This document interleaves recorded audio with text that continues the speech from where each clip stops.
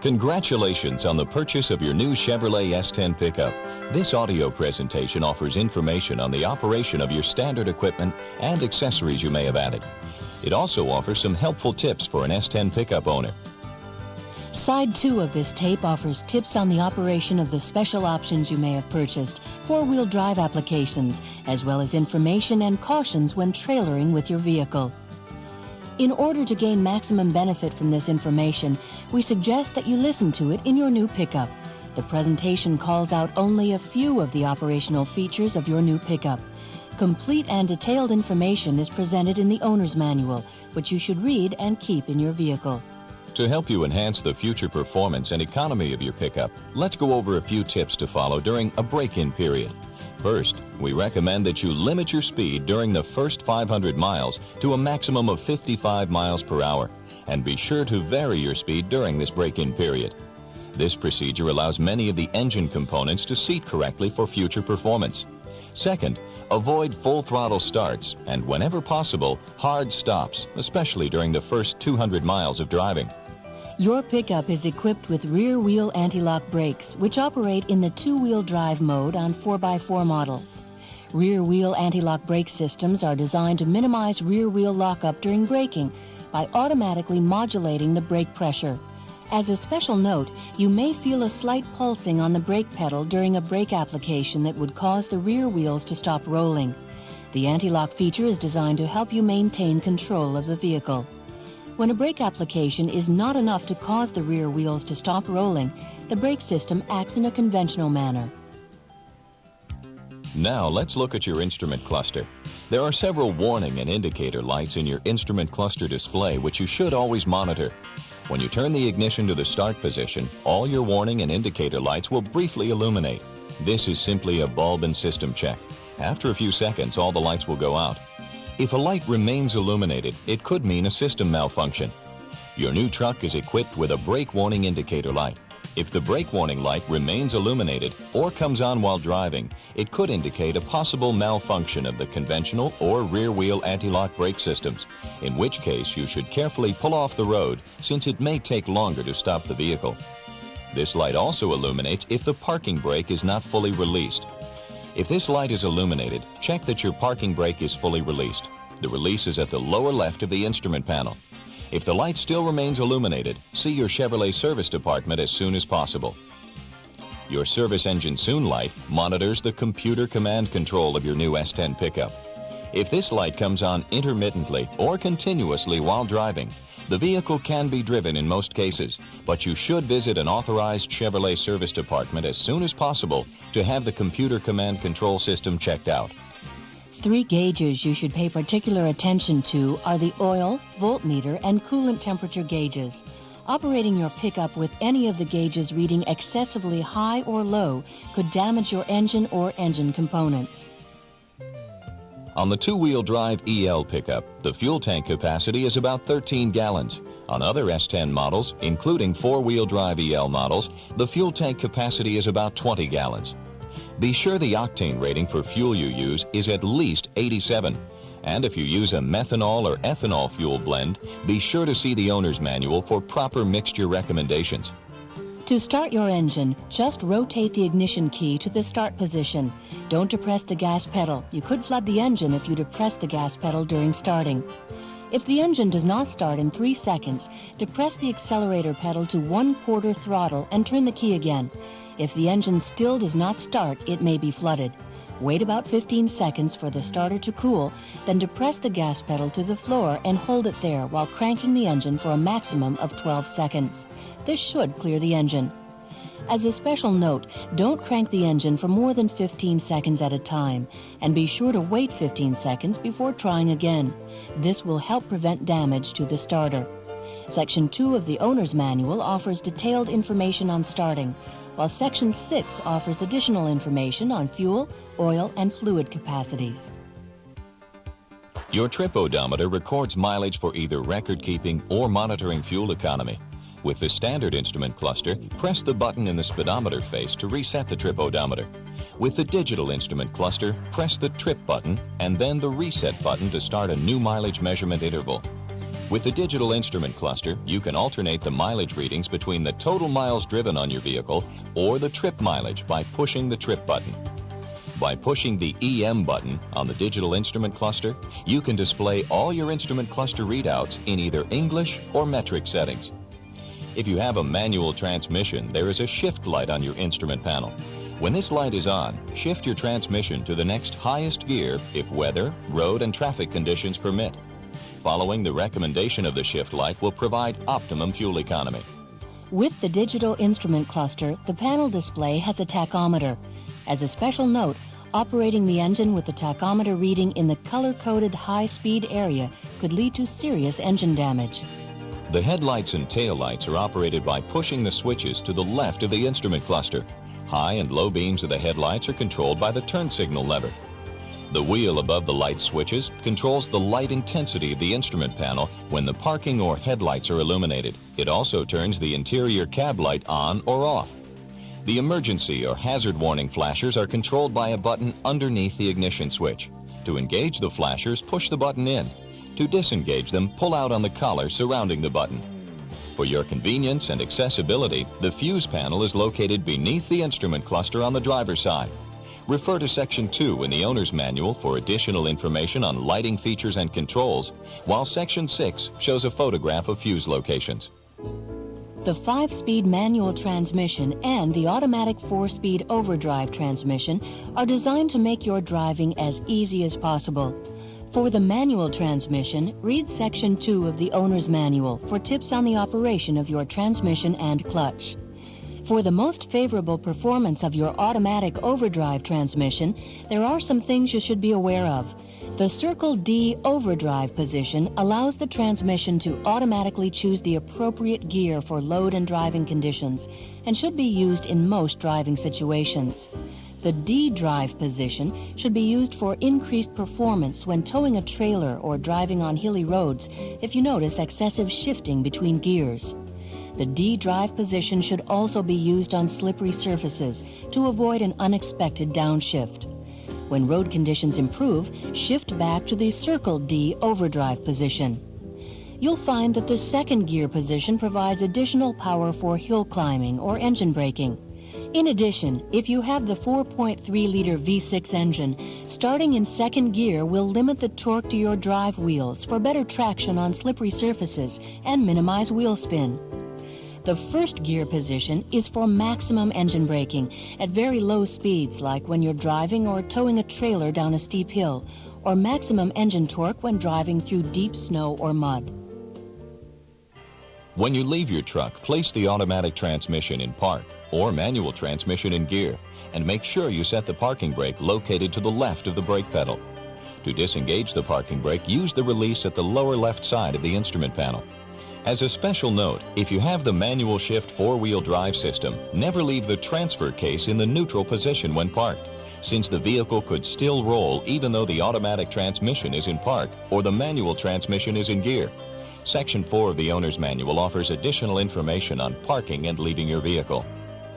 If you have air conditioning, its operation is discussed on side 2 of this tape. On non-air-conditioned models, your new pickup is equipped with easily operated ventilation and heating controls. To allow outside air into the interior, simply place the heater control in the vent position. Additional air vents are located in the kick panels. These are opened or closed with handles on the vents. At the top of the heater control system, you'll notice the heater fan control. There are 2 slide levers on your heater. The right slide lever allows you to select any of the modes indicated to the right of the lever. The left slide lever allows you to adjust the temperature setting. For control of the interior airflow, place the right lever next to the mode you wish to use. The defrost mode directs most air to the upper defrost outlets. The heater mode directs most air to the lower heater outlets for maximum heating.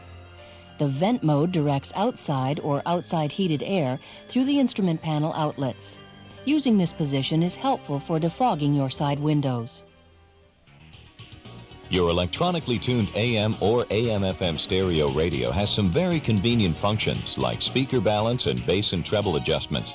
If you have a cassette player or a cassette player with graphic equalizer, their operation is discussed on side 2 of this tape.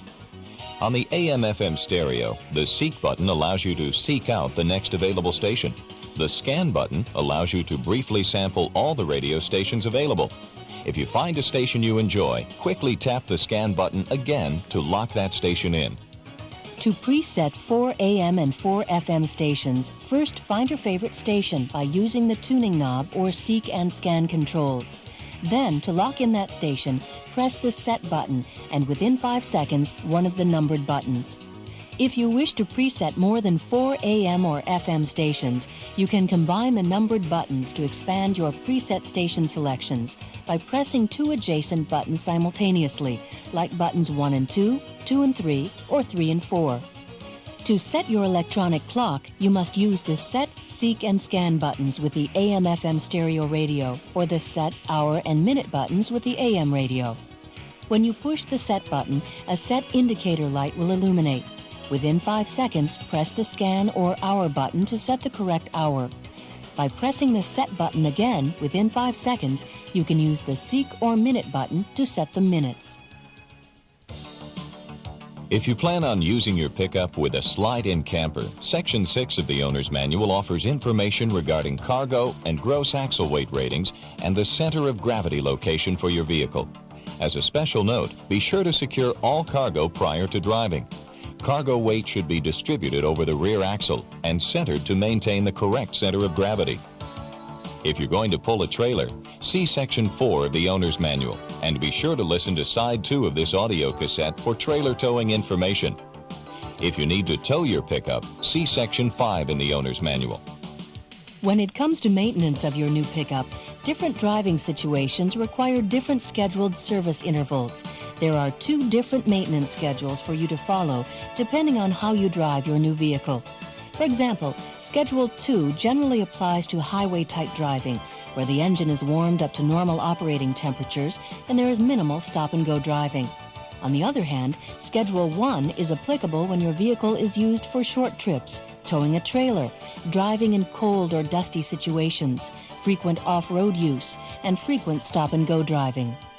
Be sure to read the Maintenance Schedule, Section 7 of the Owner's Manual. This section will help you select the correct maintenance intervals and procedures for your driving conditions. By following the appropriate maintenance schedule, you'll help preserve your investment in a quality vehicle.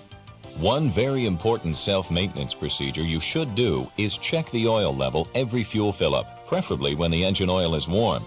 For more detailed information on checking your oil, using the correct weight or viscosity of oil, inspecting the coolant, washer, and transmission fluid levels, along with other self-maintenance procedures, read Section 7 in the Owner's Manual.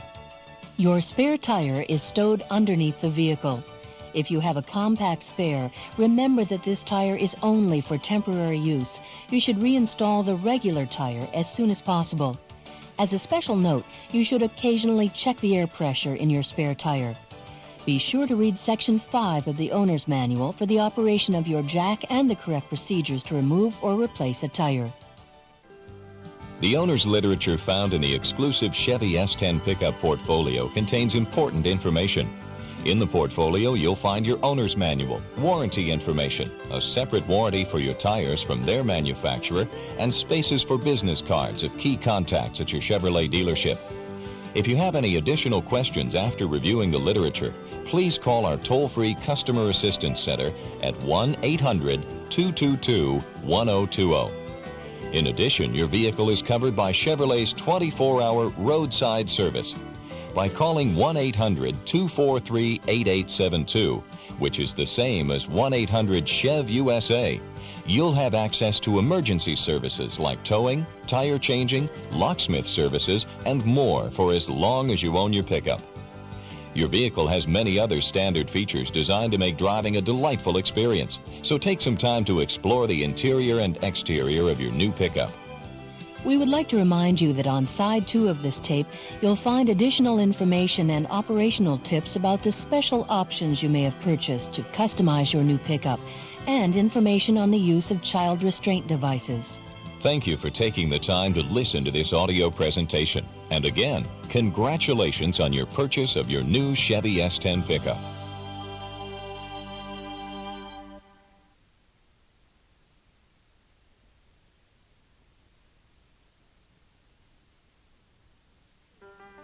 Side 2 of this audio tape discusses trailering tips, cautions, and special options you may have purchased to customize your new S-10 pickup. There will be a few seconds of silence between each selection. Child restraint procedures. For the safety of children and infants traveling in your vehicle, you should always secure them in an infant or child seat restraint according to applicable laws. The information or instructions included with the infant or child seat will specify whether it should be used with an infant or an older child.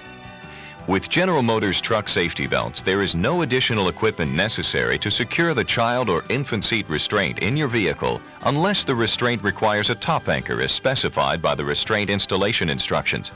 There are some very important procedures to follow when transporting an infant or child in your vehicle. A few tips to remember are, first, never hold a baby in your arms while you're riding in a vehicle. In a collision or sudden stop, the child would become almost impossible to hold. Second, when using a child seat restraint system, be sure to follow the manufacturer's instructions for the restraint.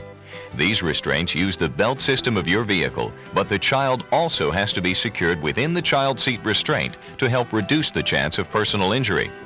The child seat restraint must be properly secured. Third, if your child restraint has a top strap, it will need to be anchored.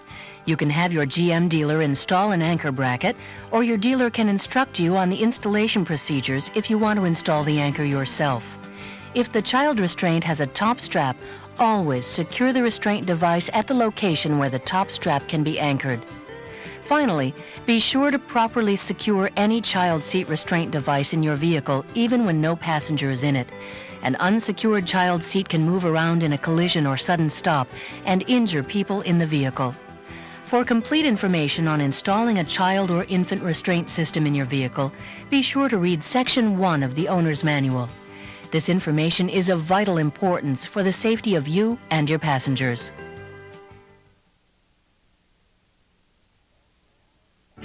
Off-road driving. For both you and your passengers' safety, please drive your pickup with care, both on or especially off-road. Two very important factors to keep in mind when off-roading are that both you and your passengers always wear safety belts and that you always drive on marked trails. As a special note, be sure to read the section in your owner's manual on off-roading safety tips and driving procedures. You'll find the information extremely helpful.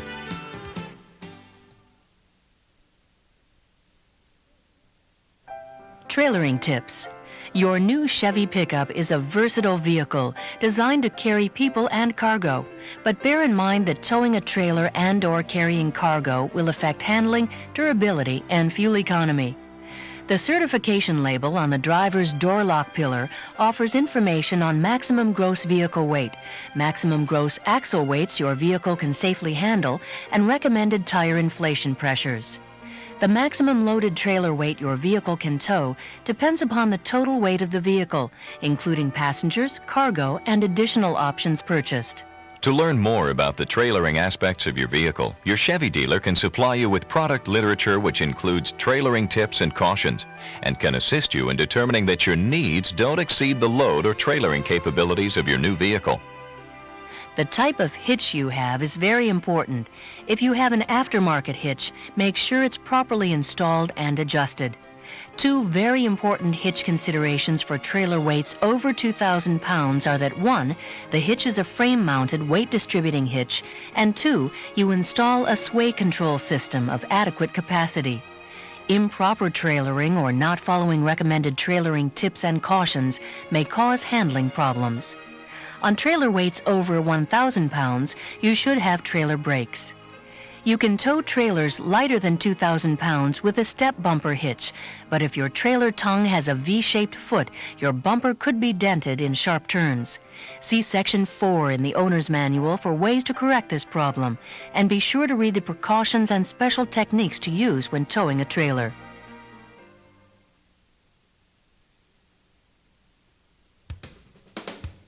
Tilt wheel and intermittent wipers. To operate the tilt wheel, pull the short lever on the steering column behind the turn signal lever toward you and adjust the steering wheel. The delay wipers allow you to vary the wiper sweep. The nearer the wiper control band is to the low position, the more often the wipers will cycle. The low and high positions provide continuous wiper action.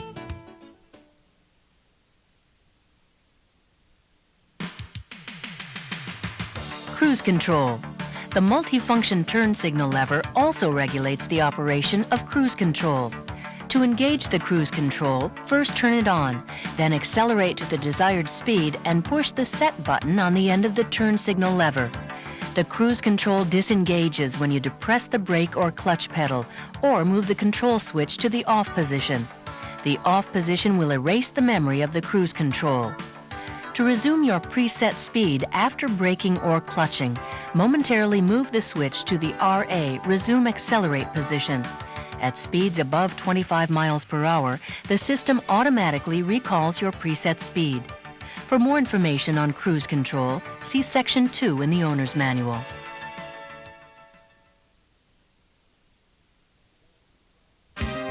Four-wheel drive systems. With four-wheel drive, you'll be able to keep your vehicle moving through a wide variety of road conditions. You should avoid driving on dry pavement while in four-wheel drive. Driving with four wheels engaged on dry pavement will increase tire wear, cause hard transfer case shifting, and reduce fuel economy. If you have a manual Instatrack system, you can shift from two-wheel drive to four-high or four-high back to two-wheel drive at any speed. The front axle portion of the diagram on the transfer case indicator will light up when you shift into a four-wheel drive mode. As a special note, there may be a slight delay between shifting and the indicator light illuminating. If the front axle light on the transfer case shift console does not come on after shifting into a four-wheel drive mode, or the light stays on after shifting out of a four-wheel mode, see your authorized Chevrolet dealer for a system check. To shift into or out of four low or neutral, the vehicle speed must be below 3 miles per hour. Place the automatic transmission in neutral or depress the clutch on manual transmissions. Then press the transfer case shifting button on the shifter lever and shift with one continuous motion. Don't pause in the neutral range of the transfer case when shifting into four low, as this could result in some gear clash. And one final tip on the manual four-wheel drive system. The neutral position of your Instatrack system should only be used if the vehicle is being towed. Refer to Section 5 of the owner's manual for additional information on towing your vehicle. With the electronic shift four-wheel drive Instatrack system, shifting from two-wheel drive to four-high or four-low is as easy as pushing a button on your instrument panel and following some simple procedures. A two-position rocker switch in the upper left pod of the instrument panel controls this feature. The rocker switch has three functions. With no light on the rocker switch illuminated, the transfer case is in the two-wheel drive mode. Pressing the top of the switch will actuate a blinking green light, indicating that the transfer case is about to shift from two-wheel drive to four-high. When the vehicle has shifted from two-wheel drive to four-high, the green light will remain illuminated. To shift from four-high back into two-wheel drive again at any speed, press the top of the switch again. When the vehicle has shifted to the two-wheel drive mode, the green light will go out. To shift into four low from two-wheel drive or four high, press the bottom of the rocker switch. Pressing the bottom of the switch will actuate a blinking amber light, denoting that the transfer case is about to shift into four low. You can press the lower portion of the rocker switch for four low while the vehicle is moving, but the transfer case will not shift into four low until the vehicle speed is less than 3 miles per hour with the automatic transmission in neutral or the clutch depressed with a manual transmission. When the transfer case is in four low, the amber light on the rocker switch will remain illuminated. To shift out of four low, you must first shift to four high before you can shift to two-wheel drive. Press the top of the rocker switch. This will activate a green blinking light. Slow the vehicle to under 3 miles per hour with the automatic transmission in neutral or the clutch depressed with a manual transmission, and then the transfer case will engage the four-high drive mode. The green light will remain illuminated when the shift to four-high is complete. Then to shift into two-wheel drive, press the top of the button again. When the blinking green light goes out, you are in the two-wheel drive mode. In addition to other lubrication procedures for your vehicle, pay particular attention to the lubrication levels of the transfer case and the front differential. For more information on the transfer case operation, helpful off-road driving tips, and maintenance procedures, see Sections 2, 4, and 6 of the owner's manual.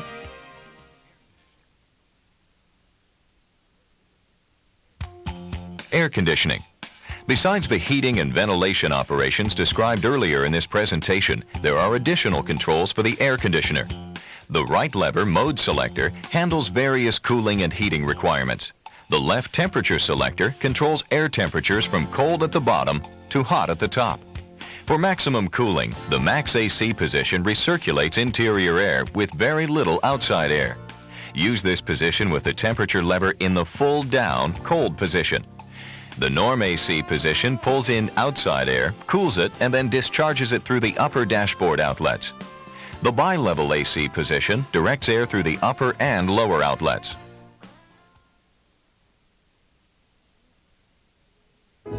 AM/FM stereo radio with Seek Scan and digital clock with stereo cassette tape player. To play an audio tape, insert it with the exposed edge entering first.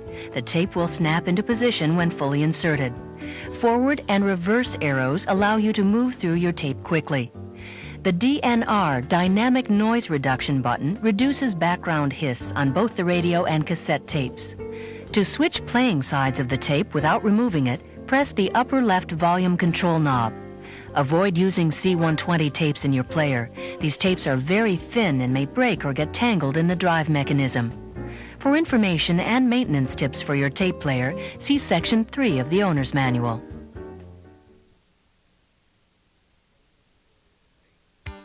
AM stereo, FM stereo radio with Seek Scan and digital clock, and stereo cassette tape player with search, repeat, and graphic equalizer. To play an audio tape, insert it with the exposed edge entering first. The tape will snap into position when fully inserted. To advance the tape, press the forward button. To rewind to an earlier portion of the tape, press the reverse button. To stop the forward or reverse movement, press the opposite button lightly. To listen to the next selection on a cassette tape, first slide the search button to the right and then depress the forward button. The tape will automatically stop at the next selection. By using the reverse button, you can replay the tape selection which you just played. To switch playing sides of the tape without removing it, press the upper left volume control knob. The loudness button boosts the bass frequencies when the stereo is played at low volumes. The CRO2 chromium dioxide button adjusts the audio quality for chromium or metal tapes, and the AM/ST button is for AM stereo broadcasts. The graphic equalizer adjusts the frequency response ranges of your stereo. Avoid using C120 tapes in your player. These tapes are very thin and may break or get tangled in the drive mechanism. For information and maintenance tips for your tape player, see Section 3 of the Owner's Manual.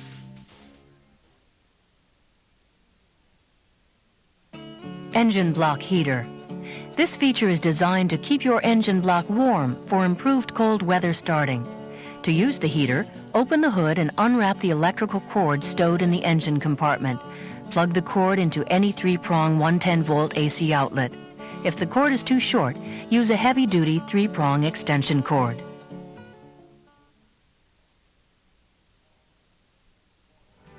Fog lamps. To operate the fog lamps, turn on the headlights and press the fog lamp switch located under the headlight switch. A light on the switch illuminates to remind you the fog lamps are on. The fog lamps go off when the headlights are switched to high beams. When the headlights are switched back to low beams, the fog lamps will come on again. Press the fog lamp switch to turn the lamps off. This completes side 2 of this audio cassette. We thank you for taking the time to listen, and again, congratulations on the purchase of your S-10 pickup.